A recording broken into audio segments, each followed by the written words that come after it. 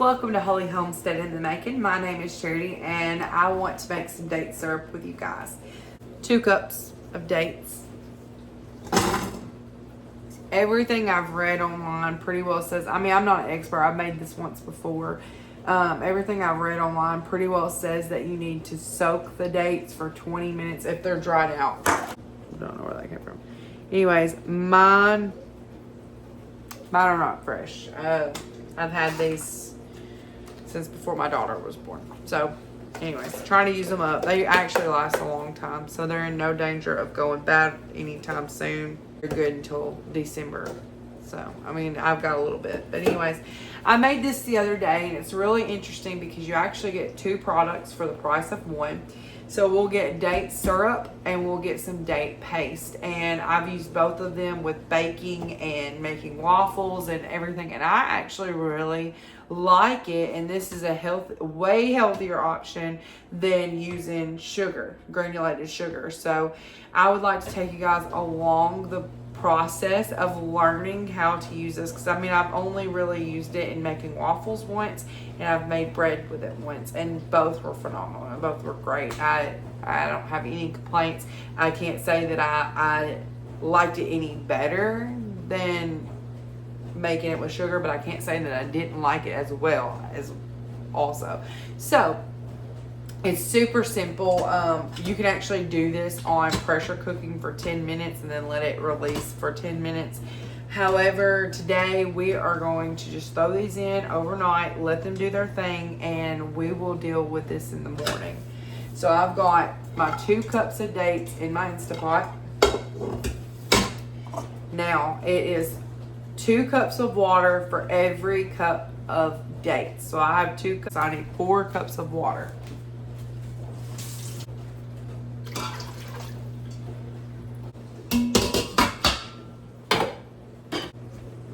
Okay, I couldn't find the slow cook button to save my life. Alright, slow cook. Let's do it 8 hours. I don't really know how long you do it. I didn't find a recipe, but we're going to start with 8 hours and let it just slowly cook over my sleep, and I will deal with this first thing in the morning. Oh, one thing I wanted to say is if your dates are not pitted, you need to do that before you start cooking them. Mine are supposed to already be pitted. Of course, I will, double check by the end of this. But so the next thing I want to do is process my apples. I have a bunch of the Pink Lady apples from Kroger. I love these apples. Not a required step, but I'm going to peel my apples. And then I'm going to core and slice them, and then they'll go in the crock pot to cook overnight as well. And I'll have more of an applesauce consistency tomorrow morning, which I plan to then blend up and continue to cook to make apple butter. Or maybe I'll throw in oatmeal. I haven't quite made up my mind. But anyways, I want to definitely process these before I lose these. This is something I've started doing. It is the most passive way to process apples, the most easiest way. You do not have to peel your apples. I just don't like the apples in the final product, so I'm gonna peel them today, but it is not necessary. If you don't mind it, then you don't have to do it. It is absolutely not necessary. Just over my trash can, I am peeling my apple. This is actually a relatively quick process.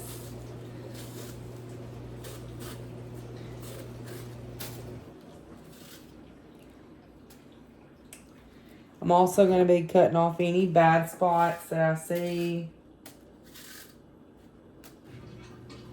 I promise you, this is not as meticulous as you can make applesauce, which if you've never had homemade fresh applesauce, you are missing out. It is delicious, which you could, can, but I'm not going to. I just try to use it fresh, but you could certainly can it if you want it. Well, I assume you could. I'm pretty sure you could. I'm not going to, but give the apple a rinse, and then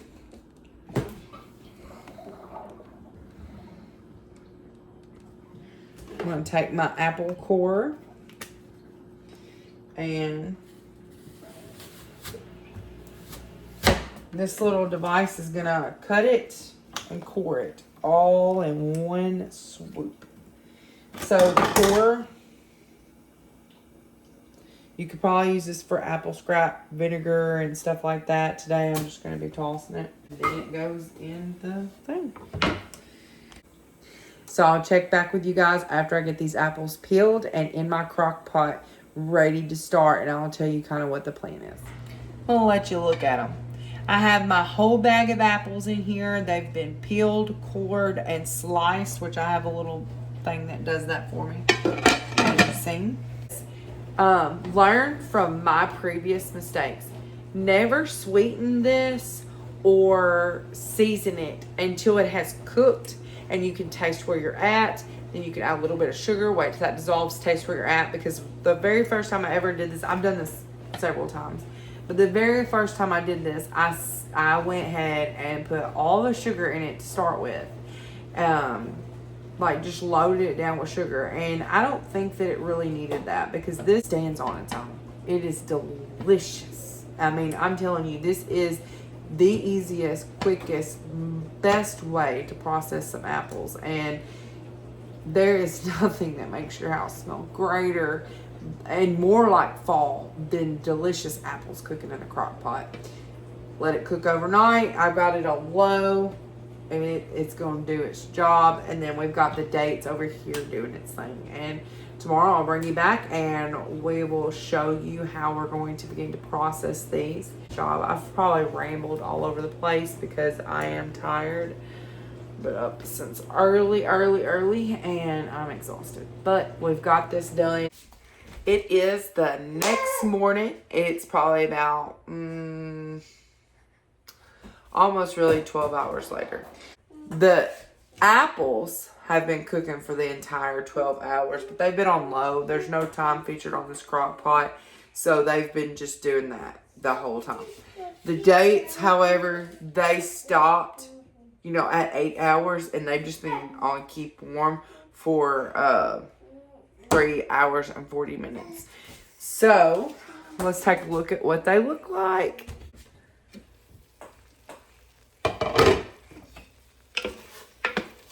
Oh, yeah. As you can tell, I'm just taking my wooden spoon and mashing these apples. I do eventually end up throwing these through the blender just to get a perfect consistency. But if you've cooked your apples long enough, they should be good and tender. It smells so good. So let's taste test it.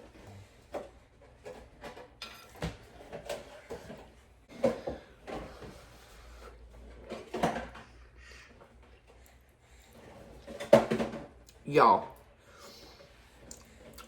that is so good.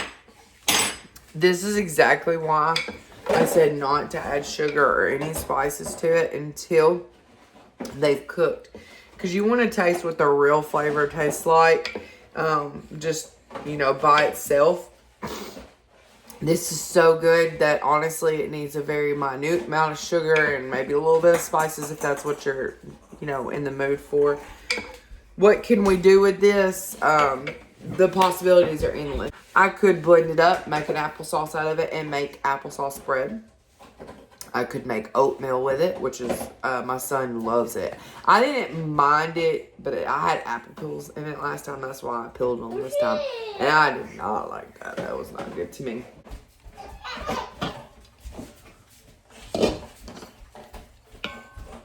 Oh, wow, y'all. So this is me double checking that there are no pits in those dates that I've cooked down because they don't soften over time. I'll probably separate this, blend this up. This is the paste part of it. And then cook the syrup down a little bit more. I don't know though, it looks pretty syrupy. So we'll have to see when we get into it. But that's where we're at. All right, we're about to blend these up. I'm going to just put the applesauce in the refrigerator. I'm probably going to try to give it to Johanna to kind of supplement some of her baby foods because she's eating a lot. So try to help with the cost of that. I'll probably just include this in there. And then this I'll blend up last. So let's get started. So we have it all in the blender. All right, I'm putting this through the blender. This is a Magic Bullet. It is really not a great blender. I've since replaced it with a NutriBullet. Here you see me rinsing it off and everything. I actually forgot to close the lid completely, so I had a little bit of a mess to clean up. But this applesauce, y'all, is so good. I literally could not stop eating it as I was doing other things in the kitchen. And it is that simple.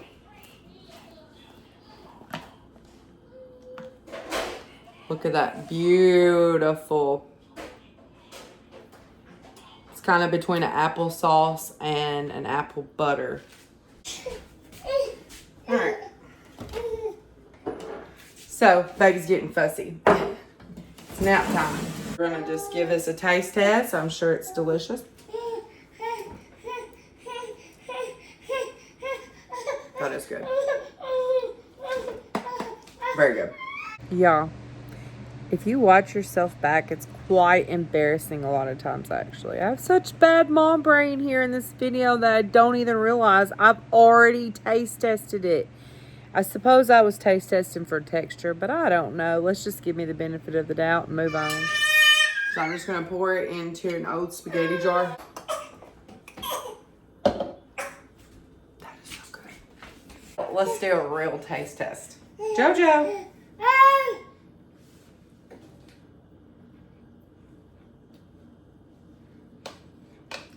You want to say more?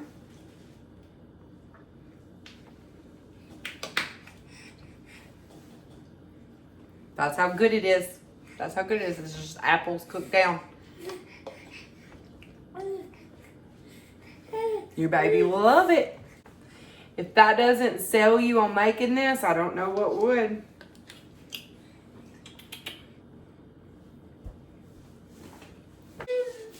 And just like that, our apples were transformed into something completely different.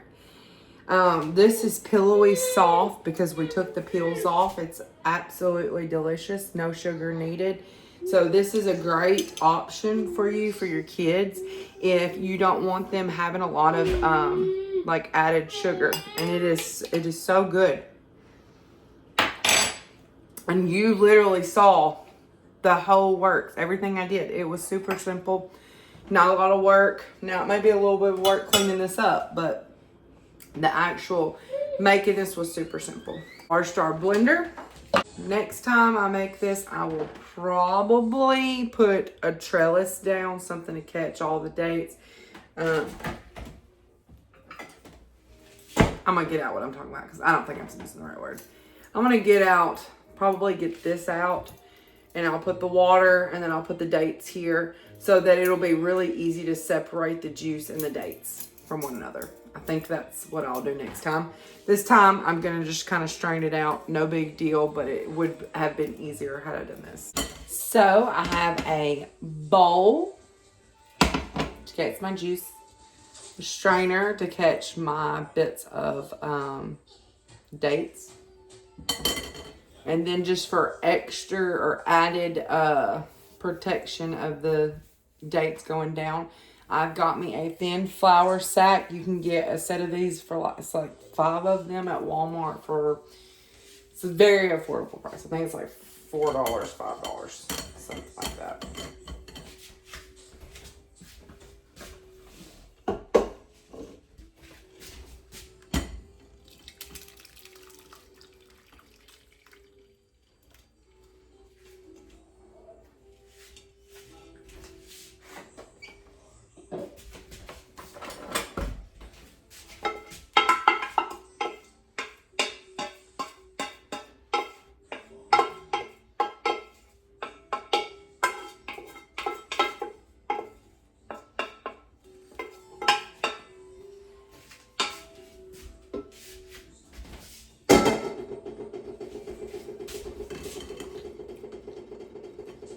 So we have the dates in the strainer with the flour sack, and I'm just kind of smushing it down to get some of the added liquid out.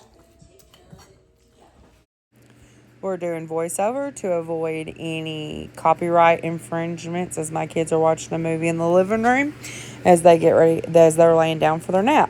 I'm going to put all the pulp that's left over from where we cook these dates down into the blender to blend up to make date paste.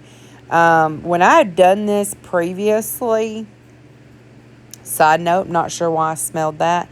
The recipe actually told me to blend the paste and the syrup all together. I did that, and it was a whole lot more work because then you have to go through the process of trying to separate that. And this is the easiest way, y'all. So don't do that. It's so hard to separate all that, and it's inconvenient. And I thought after I did that, why did they have me do that so the hard way? Plus, it gets stickiness all over your kitchen. It's awful. In our bowl, this is syrup. It is so sweet. Plan to use the syrup to sweeten drinks, make the lemonade I intend to try. I'm not sure how that's going to turn out. That's a new experiment.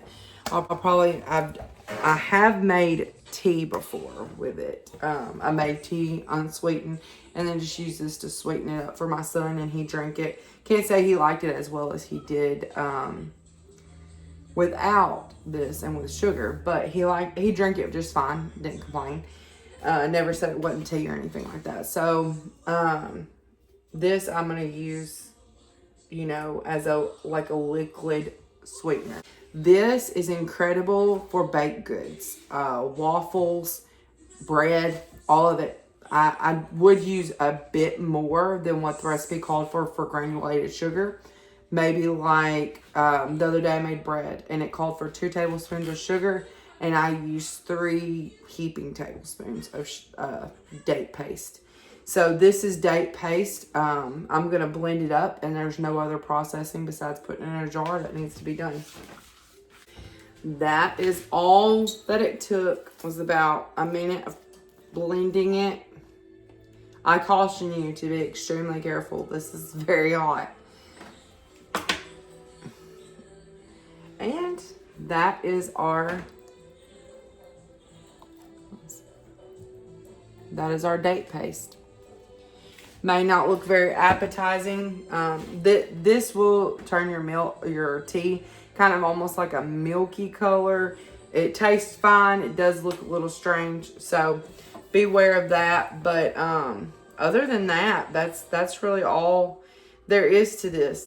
Another great thing to do is this is supposed to last, this date syrup and date paste will last in your fridge for 10 days. I've used it longer than that. I've used it at 14 days and it was perfectly fine. So you could write when you made it or when it'll go out on the parchment paper, which is what I do with other things that I do. That way I know how long it's been in there. But just like that, just as quick and as easy as you saw, we have 2 products for sweetening as a sugar substitute. That was almost pretty much no work for us. All we had to do was just let it cook overnight. I think that was about a year ago that I filmed this. If memory serves me right, I believe I had to cook that syrup down quite a bit more. I just tossed it in a saute pan and let it go low and slow for a while until it became more of a syrup, kind of like the consistency of maple syrup or honey. That's what you're looking for.